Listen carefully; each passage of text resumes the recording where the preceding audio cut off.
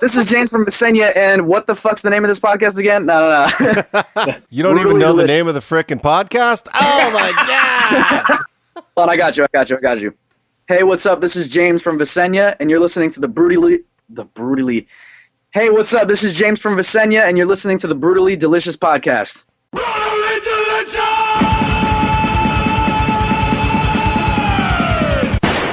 Hey, you're listening to the Brutally Delicious podcast. I'm Bruce Moore. And I'm Chris, and I'm here to rock. And today we've got James Perry from Visenya. Oh, Visenya, is that how you say it? Sure. We're going to go with Visenya. We can get him on the phone and ask him. I got this message. Some dude, he's like, I don't know how this is not like the biggest podcast in the world. Huh. just like some random dude left me this message. I forwarded it to you. It's in your messages somewhere. Man, I didn't see it. No, that's cool. Yeah, so somewhere along the way, he commented on like the Pippers platform or something. He was like, this is the best podcast ever. I don't know how it's not huge. I know we talked about it and you were away, but did you see I hooked up with the psychologist? I did, yeah. So the dude is from, this is going to crack you up. The dude is from England, okay. And I sent him a message because I found the research online, and he got right back to me. He's like, I've been a big fan of your cooking show. I listened to the podcast. I'd be honored to do this. I'm like, holy shit. We're just a bunch of smucks drinking coffee trying to talk to people, and this dude's like so into it. So hey, I'll dig it, man. I'll take whatever we get. They remind me a lot of a Vancouver band called the Veer Union. Oh, I love the Veer Union. Well, here's something funny. That was my first interview doing. Go ahead. The Veer Union? Yeah. So my first interview ever, when I started working with Pigrenato back in like 2004 or something, was the Veer Union. They played at some little club here. The black dude, Crispin, is their singer. Yeah. Crispin's a great guy. Yeah. I started playing with him when he was a drummer in a band called Chickpea. That's funny. Yeah. And it's funny now, though, because they're still around, but they've gone through like he's the only one left out of the original band. Yeah. And Ricardo is a good friend of mine. He's their current drummer. They just played. Really? They just played in Winchester last week. But I'm like, oh, wow. Am I going to drive all the way out there to see these guys? I'm like, nah. That's like 2 hours from you, right? Yeah. And the last time they played at the soundstage, I was out of town. So I was like, I want to go see them. But they'll be back, I mean. Yeah, those are my first interview. I don't know. In fact, I have a picture somewhere. Both of my kids went, and they were like tiny. Yeah. Their new stuff is quite good. It's a lot better than their older stuff. I tell you what, their debut, or I guess it was the first one I heard, I liked. Yeah. They had the single like The Final Moment or something on it. It was really good. Yeah, they had a good stage show too. Chief, their manager, is really big on that. He manages Nickelback and a bunch of other bands. He managed another band called Jet Black Stare at the time. And so it might make sense then, because I actually saw them with Theory of a Dead Man, which is another Canadian band, right? Managed by Chief, yeah. That makes sense because they're like a very Nickelback-ish kind of. Yeah, Nickelback's also managed by Chief. And Chad Kruger signed Nickelback. Yeah. But so I saw not Theory. Who were we just talking about? The Veer Union. Veer Union opened for Theory down here, and it was pretty cool. Yeah, no, good band. Crispin, one thing I'll say about that guy is he never fucking gives up. He is just on it all day long. Like, he doesn't stop. You know, like he lost his record deal. He lost everything. He lost his band. He's like, well, time to make another record.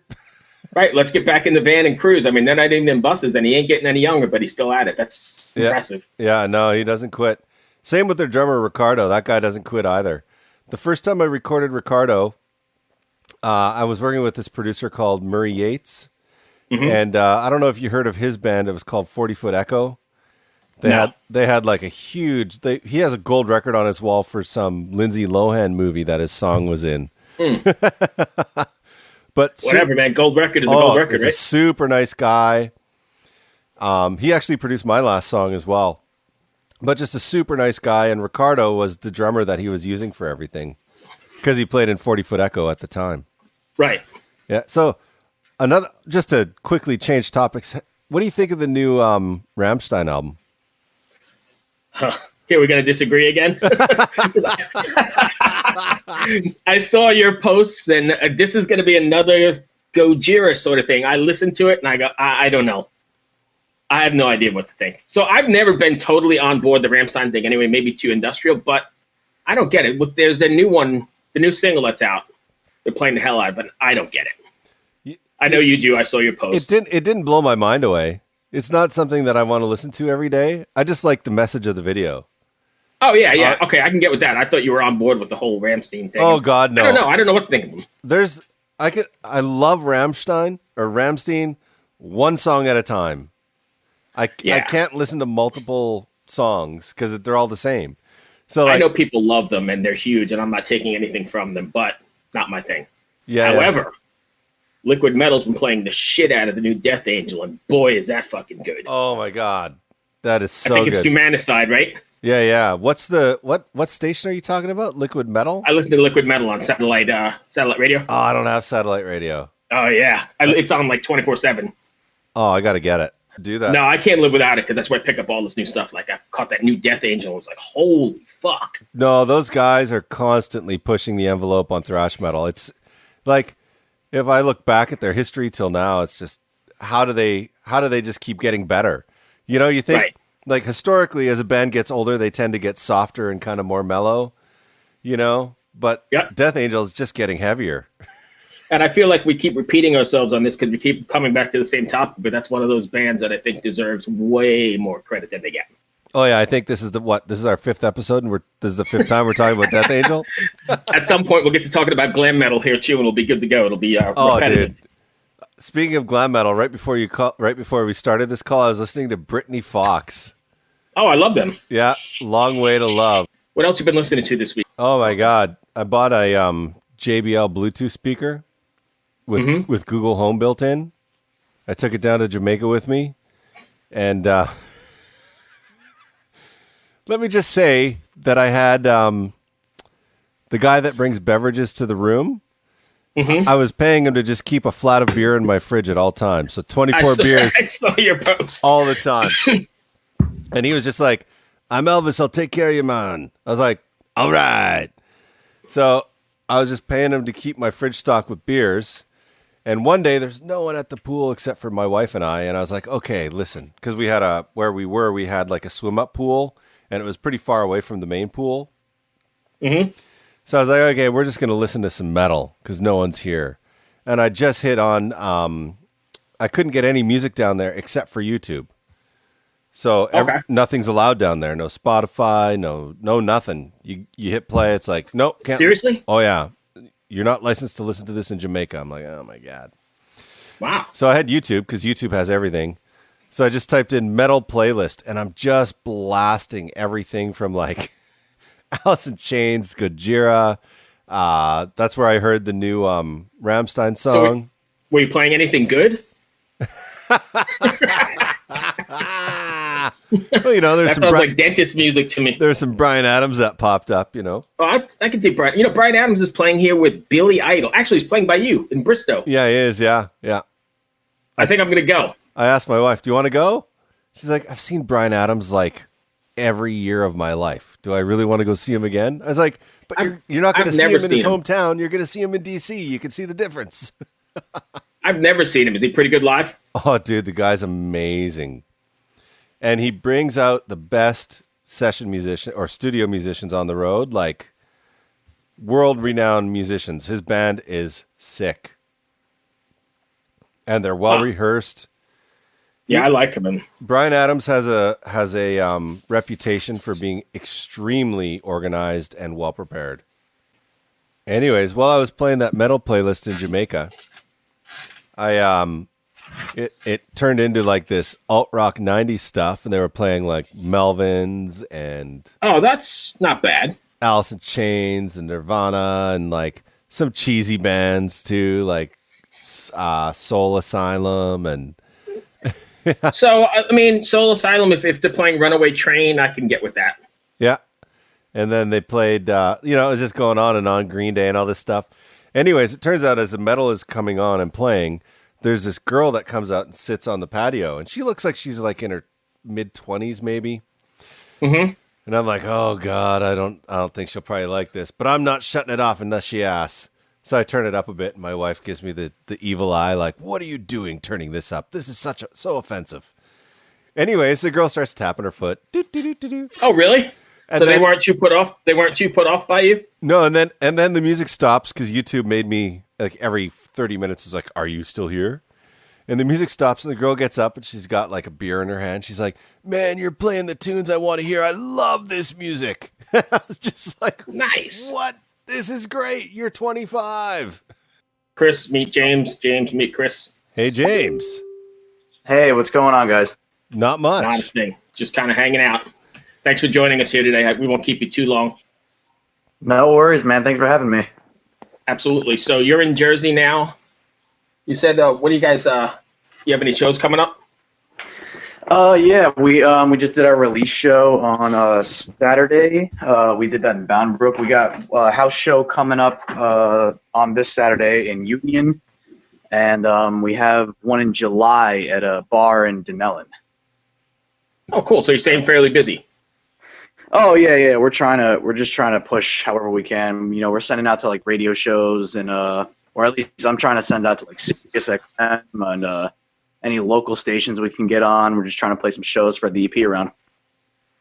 Awesome. So me and Chris were talking here before we got on. Can you give us the pronunciation of that name? Is it Visenya? Visenya, correct. Oh, man, I got it wrong. Bruce, you were right.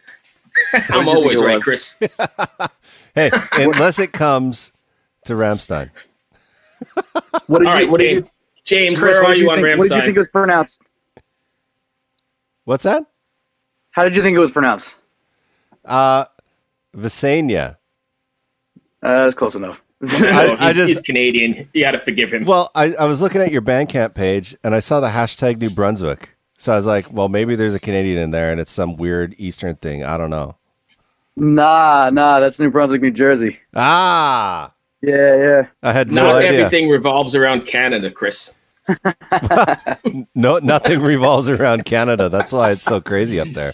All right, so I got to go back to my original question then, since you brought it up. Where are you on Rammstein, or however you want to pronounce it, James? Rammstein? I don't know. What do you mean? What do you think of the new single? The band, right? Yeah. I don't know. I know of them. I don't really listen to them though. Well, you should probably keep it that way. I think you'd be much better off. Sorry, we have this ongoing thing, and Yeah. Chris kind of likes stuff that's not, well, I guess that good. No, damn. Hey, man, come on. I like Visenya. There you go. There we go. We have that. He's all right. He's all right in my book. Even though he's Canadian? Yeah, that's cool with me, bro. Hey, man, stop bashing the Canadians. We don't do anything. We sit up there, we legalize weed, and everyone just relaxes. That is true. Man. All right, so James, when you guys are writing your songs, I know I ask this almost every time, and Chris probably already knows what's coming, but are you guys writing using technology, or are you writing like all in a room, banging things off each other? A little bit of both, actually. At least we use this program called Tabit. It's kind of like, I don't know if you guys know what like a Guitar Pro is. It's like you just put the notes into the computer and it just kind of plays it back. So we all sit around when we're all together, when we're doing a writing session. We do sit around. We do have like 3 or 4 guitars because we all actually play guitar a little bit. So we get some guitars, we're getting some riffs off, and then like if someone plays something cool, we're like, oh cool, let me write that down. Let me see what that sounds like. Put some drums in there. Maybe put some bass in there. Maybe I'll come up if someone comes up with like a guitar riff. I'll come up with like a hook over it or a vocal melody over it. And then sometimes we just write on our own and send each other like voice memos. I like to write with Tablet a lot. I'm not really that good at guitar, but I like to use it as like a writing tool. We do a little bit of both. Okay. So Because I'm old school, and I kind of think that there's something special about banging things off each other, and seeing what works in the old basements, with mom's washer and dryer in there, whatever it is, as opposed to just all this digital stuff. And Chris kind of is the exact opposite. Well, I'm not really the opposite. Like when I started out as a musician, I was in a room with a bunch of dudes banging out hard rock. But now that I own a software company that makes virtual instruments, and I make my living running Pro Tools, really. Mm-hmm. So I've really gone more to the technical side. Yes, he's invested. Yeah, Right. I am. Yeah. He's got to say he likes technical shit. Right. Otherwise, he loses all the sponsorships. So speaking of exactly, everybody that I exactly. want to have sponsor this, Don't mess with the cash flow. Right. So I got one here, James. When you're writing, how does it make you feel when the power and the energy you dreamed up or thought up while you were writing a song comes to life in front of a live audience? Oh, dude, it's amazing. It's really like it's just there's no other feeling like it. It's super. It's also humbling, and it's kind of like it feeds into the ego a little bit. Like, yeah, I wrote this, and people like it, and everything, and people were vibing. Especially because like I think I got that feeling for the first time in this band, at least when we played our last show, because the song we released a music video for like a couple weeks back. Song "Simple Conversations" is track 3 on the EP, and people were telling me they like really like that song. And then when we played it, they actually sang the hook back to me, and I was blown away. I was like, wow, this feeling is really incredible, and I don't ever want to stop doing this. Right. So that's like a great big payoff, right? Oh, hell yeah. how do you prepare your voice to go on stage? Okay, so I try every day to get my regimen going, because that way I'm always prepared if anything happens. Yeah. You want to condition yourself obviously to get in good habits of not, even though I've done it like 6 times already, clearing your throat. That's really bad. What I do is I kind of like stretch, make sure the back is all stretched out. You gotta kind of stretch the neck, the tongue, the throat. You gotta stretch all that, massage it, and then I just do some vocal scales and warm ups. I have a couple go-to songs that I sing. Some Panic at the Disco, Ed Sheeran, Craig David kind of stuff, and then I just go into it. So just kind of stretch, warm up, and make sure to drink plenty of water, stay hydrated. Caffeine is bad. I try not to drink that much caffeine, especially on show days. Man, I could never be a singer then, because I'm on my 3rd pot already this morning. No wonder he doesn't like good music. Yeah, I love caffeine though. I mean, like I just try on show days, especially there are a couple of days leading up. I'm like, I can't do it. It dries the throat out and everything. It's just a bad time. Cool. So it sounds like you've taken vocal lessons before.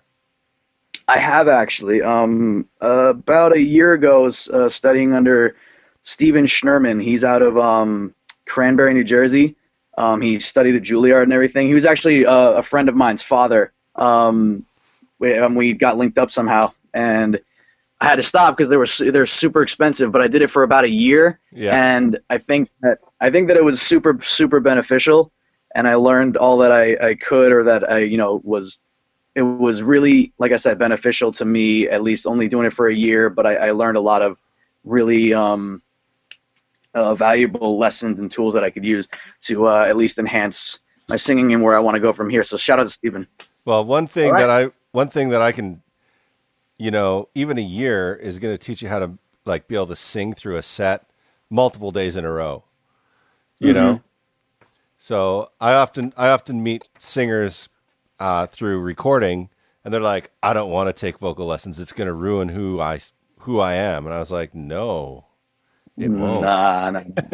No.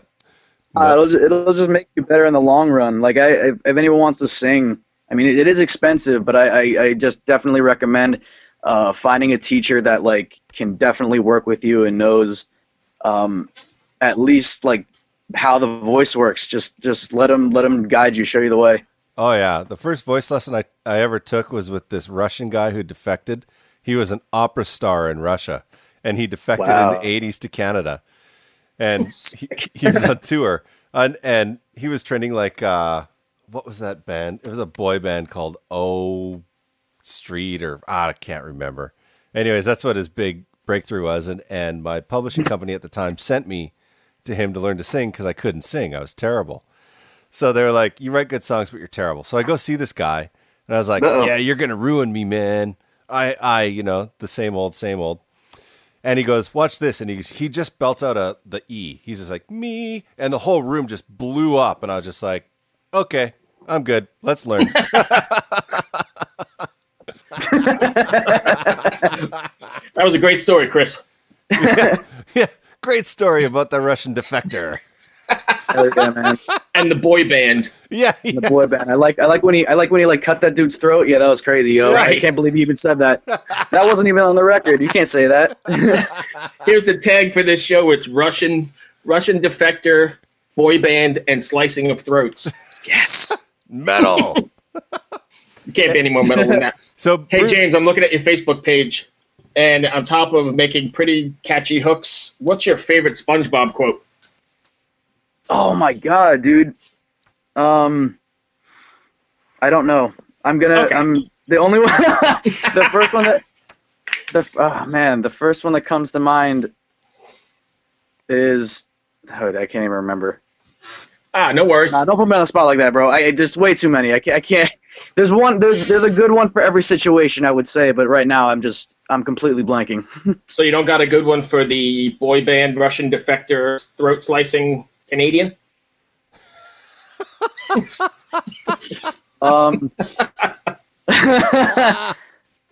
Nah. No, All right. it's like that thing. It's like that thing when someone tells you, "Yo, like you like music. Well, what's your favorite song of all time?" It's like, "Yo, there's way too many songs. I can't." You know what I'm saying? Like you just I blank. agree. Yeah. It's like, oh man, all of them. So what All right, is your James- favorite song of all time? No, I'm just kidding. I don't know. All right, so I'm going to Diary of answer Jane by that, Breaking actually, Benjamin. because I probably have one. What? I absolutely think the best metal song, hands down, ever is The Last in Line by Ronnie James Dio. Okay. I'll have to check it out. Absolutely. I like mean, that. Epic. I'm sure I know it, and Yeah. you know, hey, did you guys ever see that Ronnie James Dio record that he cut in the '60s? It's like this like doo-wop record. You ever listen to that? No.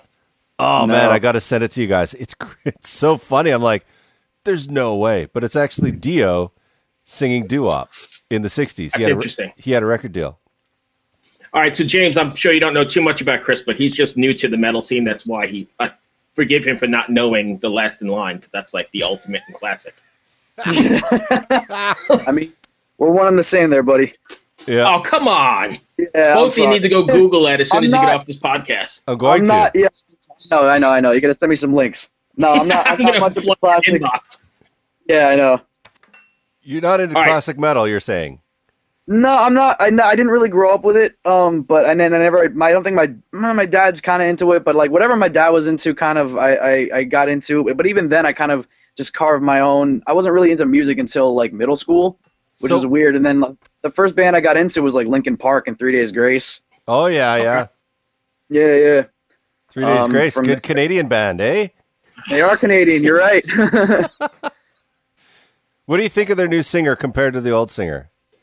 I haven't listened to them since their third album. Cool. Then you So, don't need to I don't answer know. that question. So I don't know. He's probably all right. I mean, they're still going, right? Yeah. They just had Yeah. #1 record last year. Oh, there you go. He's Yeah. killing it. He's killing it. He's doing a great job. So, James, think carefully before you answer this, because it's going to determine how we edit this podcast. But where are you on the 80s hair metal? Oh man, am I gonna Think get carefully. completely slandered if I answer wrong? No. Like we the won't title's slander gonna be you. like this dickhead. No. I mean, I don't really listen to it. Okay, good answer. I know. It had its place and it was super influential, and I'm grateful for it ever existing. But I'm not really like into it like that. All right, so more links I have to send you as soon as we get off.